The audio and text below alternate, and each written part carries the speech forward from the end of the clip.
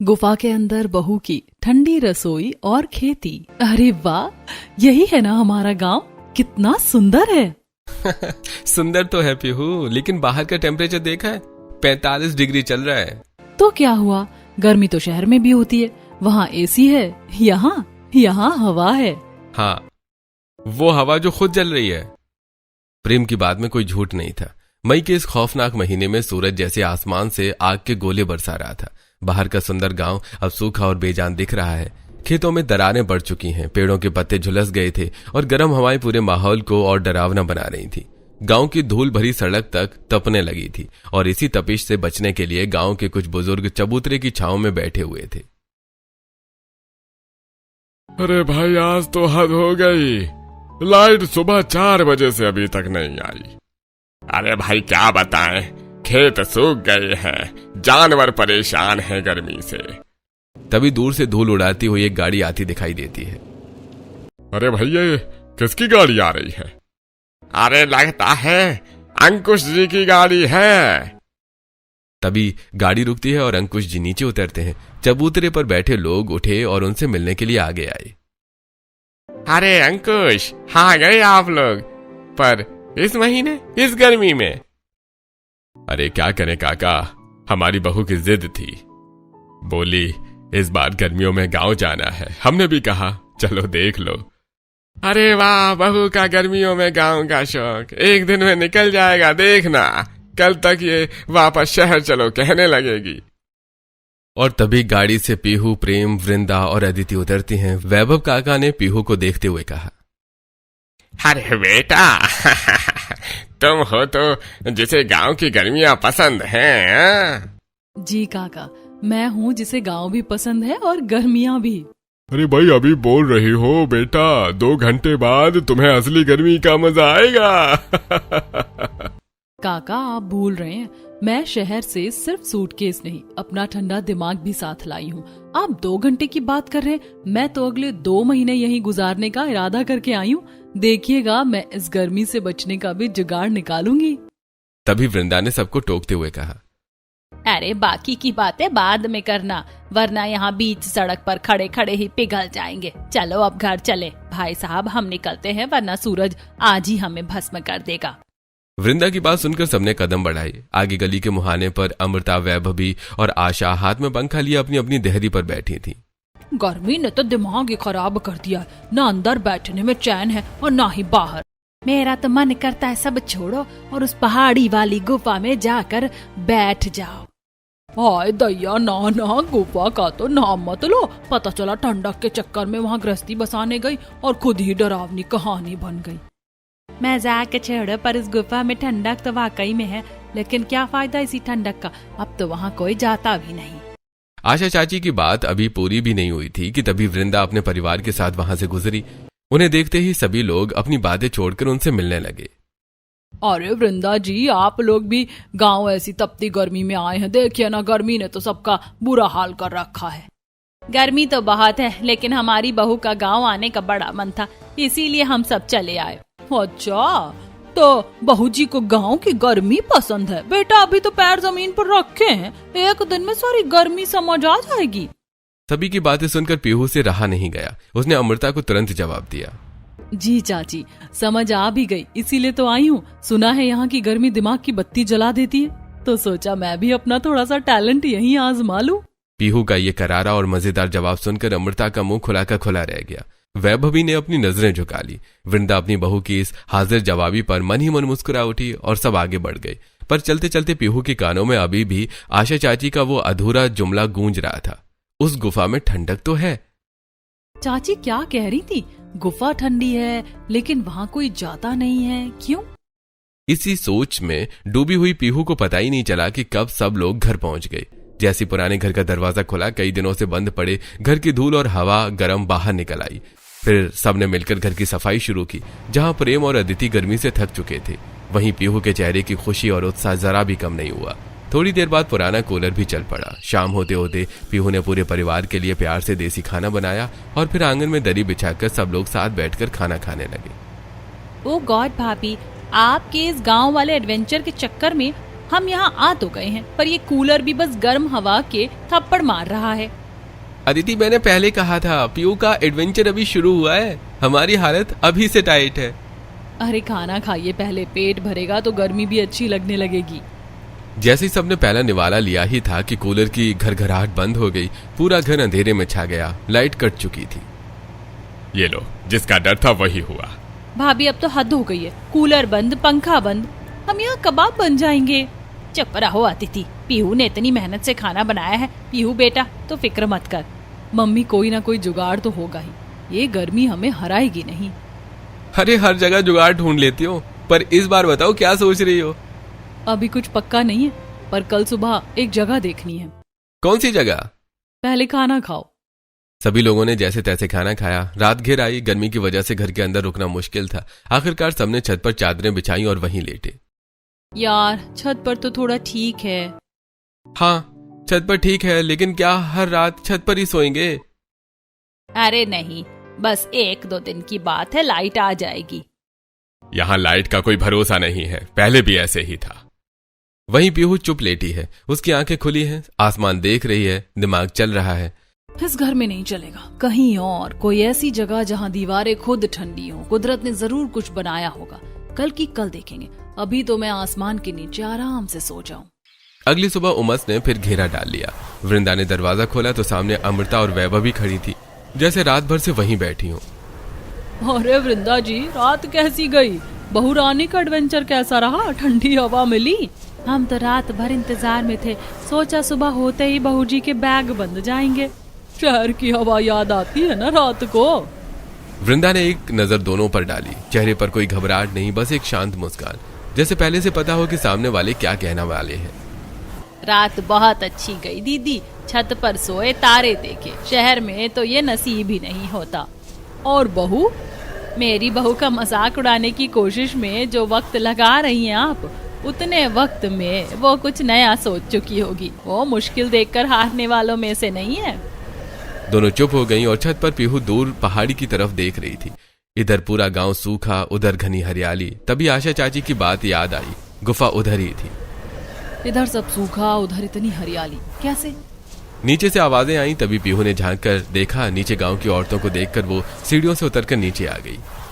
अरे बहू जी, सुना है एडवेंचर करने आई हो इस तपती गर्मी में, शहर का सारा ऐशो आराम छोड़कर? कोई मजबूरी होगी, वरना कौन छोड़ता है एसी बेटा।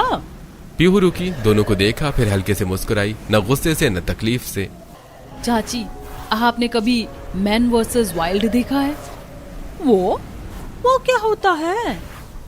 एक शो है जिसमें एक इंसान अपना सारा आराम छोड़कर तपती धूप जंगल में निकल पड़ता है, सिर्फ इसलिए कि मुश्किल को जीतना सीखे। तो चाची जी, जो आराम छोड़कर निकले वो कमजोर नहीं होता, वो बस औरों से थोड़ा अलग होता है। अरे तुम शहरी लोग और तुम्हारी ये बड़ी बड़ी शहरी बातें। चाची, बातें शहर की हो या गांव की, दिल सच्चा हो ना तो हर बात अपनी लगती है। दोनों चुप हो गईं। वृंदा ने पीहू को देखा और हल्का सा मुस्कुरा दी। थोड़ी देर बाद दोनों पड़ोसनें चली गईं और फिर घर में सब साथ बैठकर नाश्ता कर रहे थे। लेकिन पीहू का ध्यान अब भी सुबह छत से दिख रही हरियाली में ही अटका हुआ था। पापा, कल आंटी गुफा की बात कर रही थी और आज मैंने छत से देखा, पूरा गांव सूखा है पर पहाड़ी के उस पार सब हरा भरा है। जरूर वहीं होगी वो गुफा, चलते हैं ना एक बार देखने।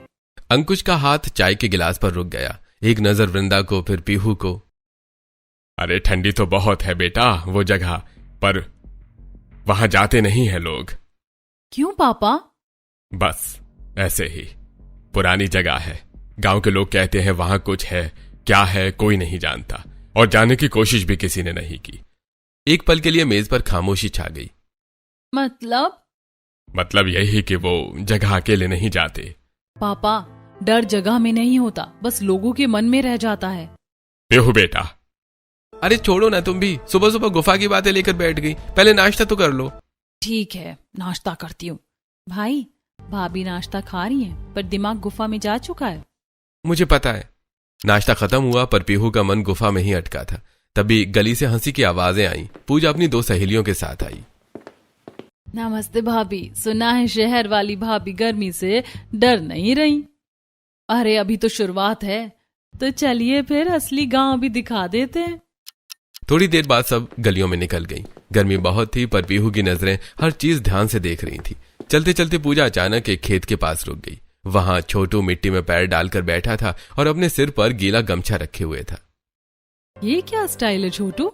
दीदी ये हमारा देसी एसी है। उसकी बात सुनकर सब लड़कियां जोर से हंस पड़ी। गांव में जुगाड़ नहीं किया ना तो समझो जीना मुश्किल है। अच्छा, तो मैं भी अब गांव की स्टूडेंट हूँ, मुझे भी सब जुगाड़ सीखने हैं। जैसे जैसे पहाड़ी की तरफ बढ़े गर्म हवा कम होने लगी, सूखी जमीन की जगह हरियाली आने लगी। सच में यहाँ तो मौसम ही बदल गया, क्योंकि गुफा उधर ही है, वहाँ हमेशा ठंडक रहती है। तभी बाकी लड़कियों के चेहरे थोड़े गंभीर हो गए। लेकिन हम लोग ज्यादा आगे नहीं जाते, बस गांव वाले मना करते हैं, कहते हैं वो जगह ठीक नहीं। तभी पीछे से गुजरती हुई विमला चाची उनकी बातें सुनकर रुक गई। कई साल पहले एक औरत वहाँ गई थी, वापस तो आई पर कहती थी कि अंदर कुछ था, दिखा नहीं पर महसूस हुआ। हाँ, तभी तो अब कोई नहीं जाता। अगर वहाँ इतनी ठंडक है तो लोग उसका इस्तेमाल क्यों नहीं करते? अगर गुफा इतनी ठंडी है ना तो इस गर्मी में वहीं घर बना लेना चाहिए। हाँ, फिर गांव वाले कहेंगे शहर वाली भाभी पहाड़ों में बस गई। सब हंसने लगे, लेकिन पीहू अचानक चुप हो गई। उसके दिमाग में सच में यही ख्याल घूमने लगा। अब क्या रिसर्च चल रही है मैडम? पीहू ने मोबाइल में कुछ तस्वीरें दिखाई। पहाड़ों के बीच बने सुंदर केव हाउसेस, पत्थरों के अंदर बने ठंडे कमरे, लोग आराम से रह रहे थे। प्रेम देखो, लोग गुफाओं में रहते भी हैं। उस गुफा को थोड़ा साफ कर लें तो दिन में आराम से रह सकते हैं। तुम सच में गुफा में रहने की सोच रही हो? सोच नहीं रही, प्लान बना रही हूँ। मम्मी पापा तुम्हें गुफा में रहने देंगे क्या? हाँ, पापा तो नाम सुनते ही मना कर देंगे। डर की वजह से मना करते हैं। अगर समझिए कि वहाँ ठंडक है, आराम है, तो मान जाएंगे। अरे तुम ना सच में अलग हो। और तुम मेरे पार्टनर हो, और तुम्हें भी अलग बनना पड़ेगा। मतलब अब मुझे भी जंगल एडवेंचर करना पड़ेगा? जंगल नहीं मिस्टर, नेचर वाला लग्जरी रूम। पापा एक बात बोलूं, अगर यहाँ इतनी गर्मी है और गुफा में इतनी ठंडक है तो हम वहीं रह लेते हैं ना? क्या मतलब सच में गुफा में रहना है? गुफा में रहेंगे, वहाँ ठंडक है, पानी है, जगह भी बड़ी है, और यहाँ घर में तो गर्मी से सबका हाल खराब हो रहा है। भाभी की बात गलत भी नहीं है, मैं तो अभी से पिघल रही हूँ। लेकिन बेटा लोग उस जगह को अच्छा नहीं मानते। मम्मी, लोग बिना देखे बहुत कुछ बोलते हैं। हम सब साथ रहेंगे ना, ऊपर से मैं उस जगह को अच्छा बना दूंगी। तुम ऐसे बोल रही हो जैसे गुफा नहीं नया फ्लैट लेने जा रहे हैं। फ्लैट से अच्छा होगा, वहाँ नेचुरल एसी होगा। कुछ बोलिए पापा। अरे बेटा अगर इतनी गर्मी लग रही है तो जरूरी थोड़े है पूरे 2 महीने यहीं रहे। चाहो तो वापस शहर चल सकते हैं। नहीं पापा, अब आए हैं तो पूरे 2 महीने यहीं रहेंगे, बस रहने का तरीका थोड़ा बदलना होगा। अगर सब साथ रहेंगे और संभल कर रहेंगे तो कोशिश कर सकते हैं। बस फिर क्या था, अगले ही पल घर का माहौल बदल गया। डर आधा था और एक्साइटमेंट दोगुनी। सुबह सुबह पूरा घर ऐसे तैयारी करने लगा जैसे कहीं लंबी पिकनिक पर जा रहा हो। पीहू कभी बर्तन बांधती, कभी चादरें। उसने एक बड़ा टोकरी निकाली और उसमें मसाले, आटा, दाल और सब्जियां रखने लगी। अरे तुम तो इतनी तैयारी कर रहे हो जैसे सारी जिंदगी वहीं रहने जा रही हो। रहने ही तो जा रहे हैं मिस्टर, गुफा में पहली ठंडी रसोई भी बनेगी। फिर पीहू ने चुपके से कुछ छोटे पैकेट भी बैग में रख दिए। ये क्या है? सब्जियों के बीज। ये सच में गुफा में खेती भी करेंगी? जहाँ हरियाली है वहाँ कुछ ना कुछ उगता जरूर है। भाभी, वहाँ सच में कुछ निकला तो तेरे भाई को आगे कर देंगे। वाह, मतलब भूत आया तो सबसे पहले मैं? भाई डर मत, मेरी भाभी है ना, वो भूत को भी काम पर लगा देंगी। अदिति की बात सुनकर सब हंस पड़े, यहाँ तक कि अंकुश भी मुस्कुरा दिया। पीहू बेटा, तू गुफा में रहने जा रही है या पूरा घर शिफ्ट कर रही है? मम्मी, गर्मी से बचना है तो सेटअप भी बढ़िया होना चाहिए।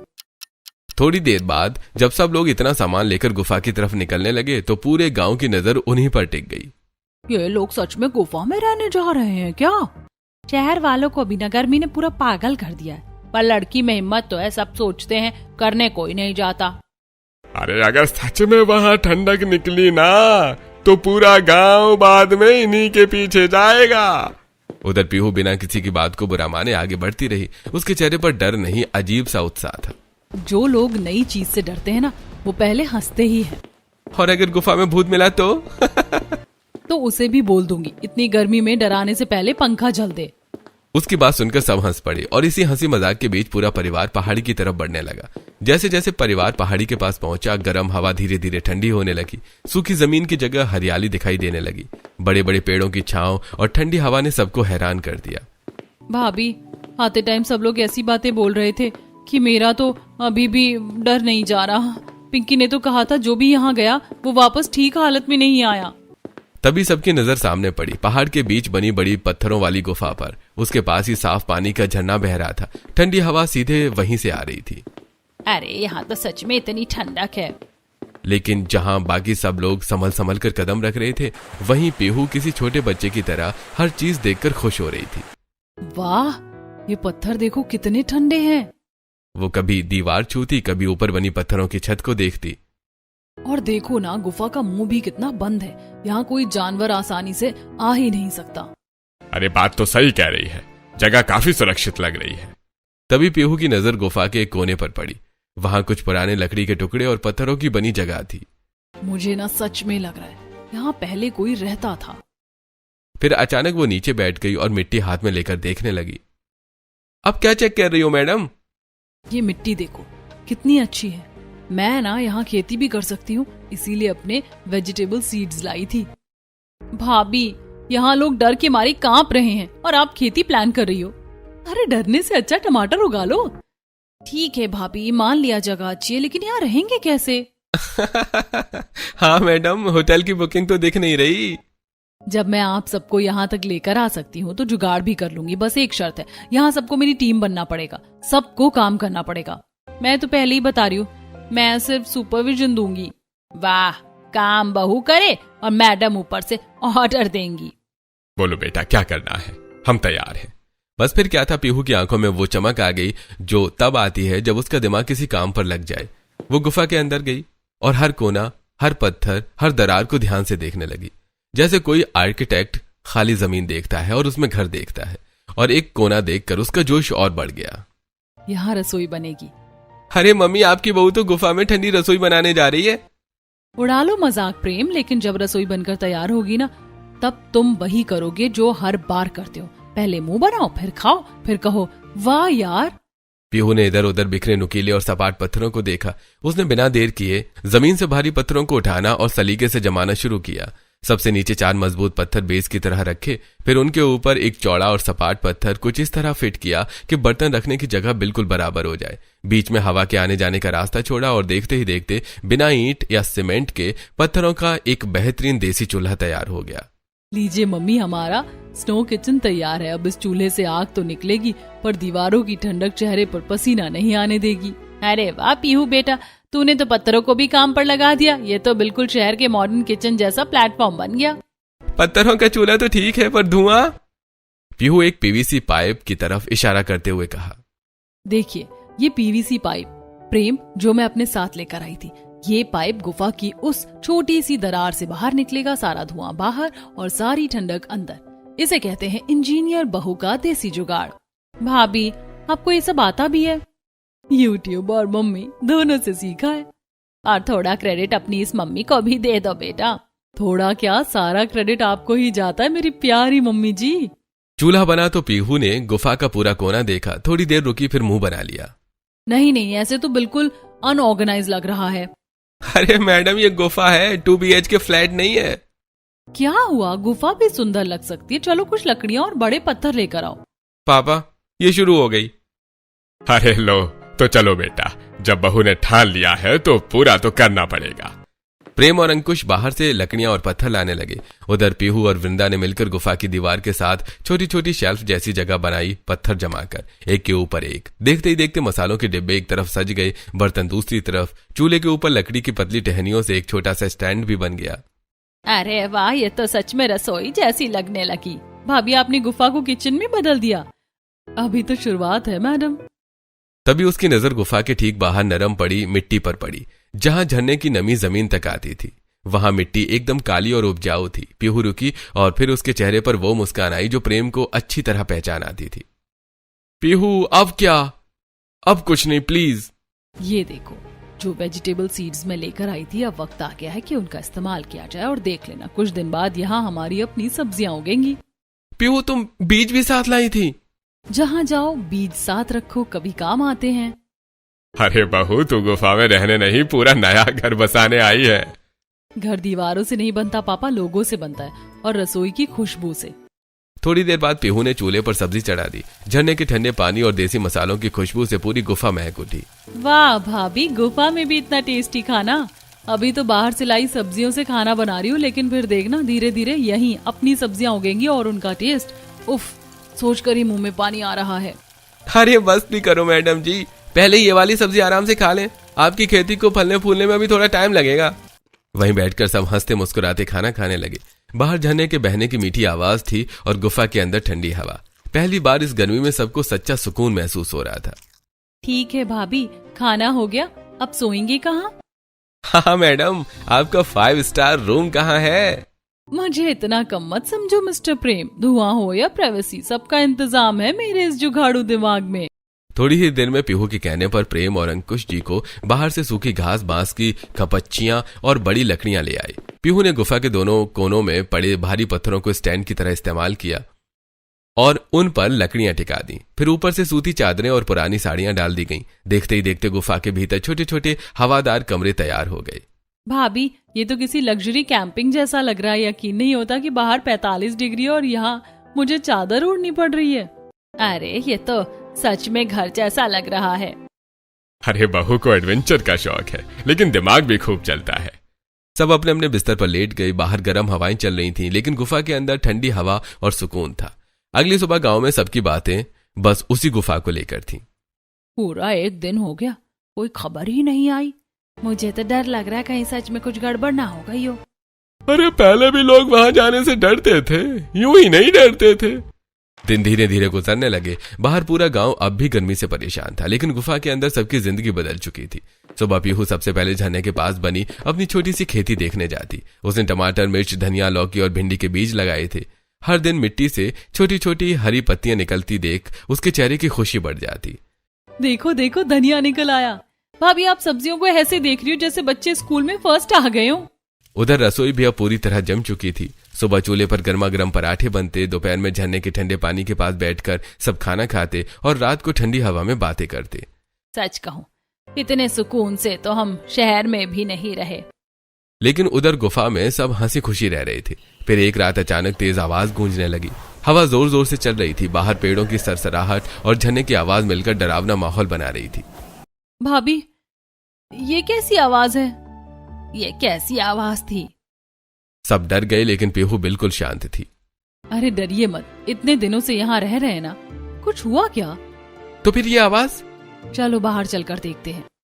बाहर तेज तूफानी हवा चल रही थी। बड़े बड़े पेड़ हवा से टकराकर जोर जोर से हिल रहे थे। झरने का पानी पत्थरों से टकराकर गूंज पैदा कर रहा था। देखा, आवाज इन पेड़ों और झरने की है। लोगों ने डर डर कर इसे भूत बना दिया।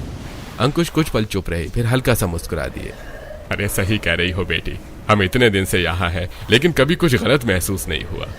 उस रात के बाद सबका डर लगभग खत्म हो चुका था। अब गुफा सच में घर जैसी लगने लगी थी। फिर कुछ दिनों बाद दोपहर के समय जब पीहू अपनी छोटी सी खेती में पानी डाल रही थी, तभी बाहर किसी के कदमों की आवाज आई। लगभग 30 साल का एक आदमी धीरे धीरे गुफा की तरफ बढ़ रहा था।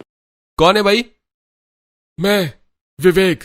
वो गांव में सुना कि आप लोग सच में यहाँ रह रहे हैं, इसलिए देखने चला आया। विवेक गुफा के अंदर का माहौल देखकर खुद हैरान रह गया। एक तरफ रसोई सजी थी, दूसरी तरफ सब आराम से बैठे थे। ठंडी हवा अंदर तक जा रही थी। आप लोगों को डर नहीं लगा यहाँ पे? पहले तो बहुत लगा था, गांव वालों ने इतना डराया जो था। लेकिन फिर सोचा इतनी ठंडी और अच्छी जगह को सिर्फ डर की वजह से खाली क्यों छोड़े। और अब तो यहाँ हमारी खेती भी शुरू हो गई है। विवेक कुछ पल चुप रहा, फिर हल्का सा सिर हिलाकर मुस्कुरा दिया।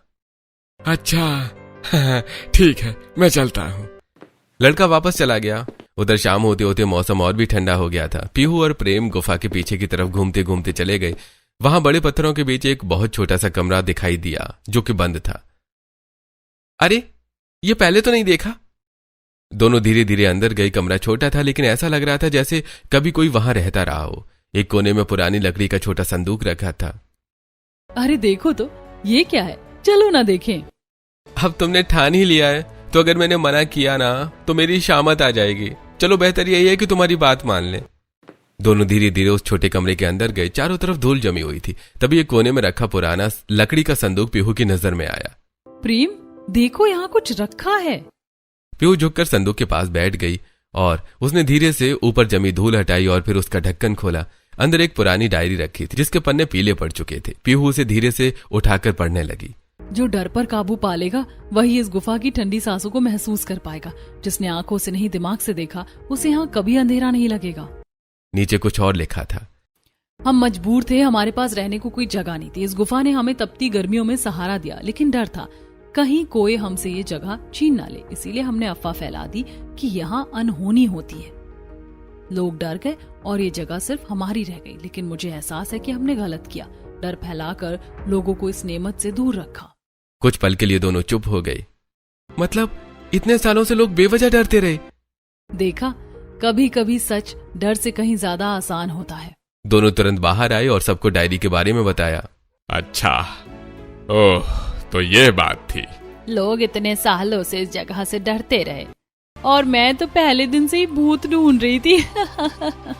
तभी अगले दिन विवेक फिर गुफा में आया। इस बार उसके चेहरे पर झिझक थी। मुझे आप सबसे कुछ कहना है, कल कह नहीं पाया था। क्या बात है बेटा, अगर इस गुफा के बारे में बताना चाहते हो तो हमने वो डायरी पढ़ ली। असल में वो डायरी मेरे परदादा की थी। उन्होंने ही ये अफवाह फैलाई थी। उस समय बहुत गरीबी थी, रहने को घर नहीं था। उन्हें डर था कि कोई ये जगह उनसे छीन न ले। सब चुपचाप उसकी बात सुनते रहे। बाद में उन्हें अपने किए का बहुत अफसोस रहा। जब उन्हें पता चला कि अब कोई यहाँ रहने आया है तो वो बहुत खुश हुए। उन्होंने बस एक बात कही थी, जो डर को हरा देगा असली ठंडक वही पाएगा। पीहू और प्रेम एक दूसरे को देखकर मुस्कुरा दिए। आप लोगों ने सच में डर पर जीत पाई है। चलिए अब मैं चलता हूँ।